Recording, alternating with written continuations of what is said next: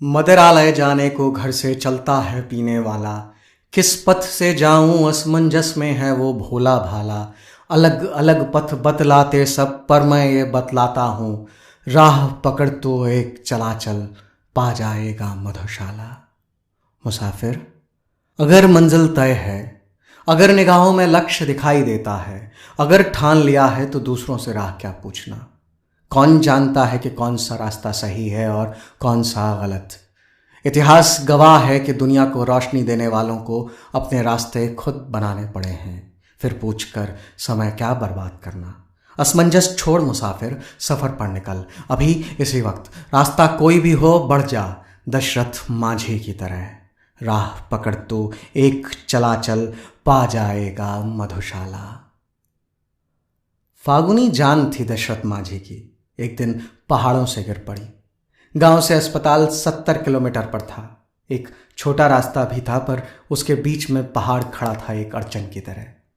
फागुनी ने इलाज की कमी से जान दे दी।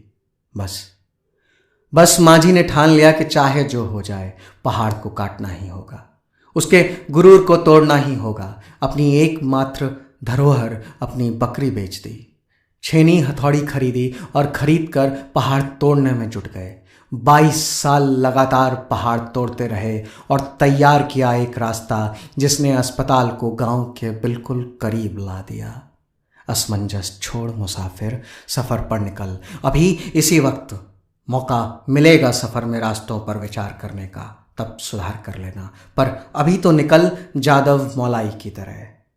राह पकड़ तू एक चला चल पा जाएगा मधुशाला। असम के जादव मौलाई की मधुशाला थी। ब्रह्मपुत्र नदी के बंजर पाटों पर वन्य जीवन के लिए हरियाली पैदा करना। निकल पड़े सफर पर। सफर के दौरान समझ में आया कि इतने बड़े क्षेत्र की सिंचाई कैसे करें। मौलाई ने जगह जगह बांस के सहारे घड़े लटका दिए, हल्के छेद करके। घड़ों से पानी रिसता रहा और पेड़ों को जीवन मिलता रहा। 30 साल लगातार सफर चलता रहा मौलाई का और निर्माण हुआ 1700 हेक्टेयर के खूबसूरत जंगल का। असमंजस छोड़ मुसाफिर, सफर पर निकल अभी इसी वक्त। मुश्किलें आएंगी सफर में, तब देखेंगे रास्ते बदलेंगे। पर अभी तो निकल नेल्सन मंडेला की तरह। राह पकड़ तू एक चला चल पा जाएगा मधुशाला। नेल्सन मंडेला की मधुशाला थी साउथ अफ्रीका में रंग भेद की समाप्ति। करीब 50 साल संघर्ष करते रहे, 27 साल जेल में रहे, मुश्किलों से लड़ते रहे, तब जाकर साउथ अफ्रीका से रंग भेद समाप्त हुआ। 1994 में प्रजातांत्रिक तरीके से चुनाव हुए और साउथ अफ्रीका के पहले प्रेसिडेंट बने। असमंजस छोड़ मुसाफिर, सफर पर निकल अभी इसी वक्त। रास्तों से तमाम रास्ते निकलने वाले हैं। जब जैसी जिसकी जरूरत पड़े पकड़ लेना। अभी तो निकल सरदार वल्लभ भाई पटेल की तरह। राह पकड़ तो एक चला चल पा जाएगा मधुशाला।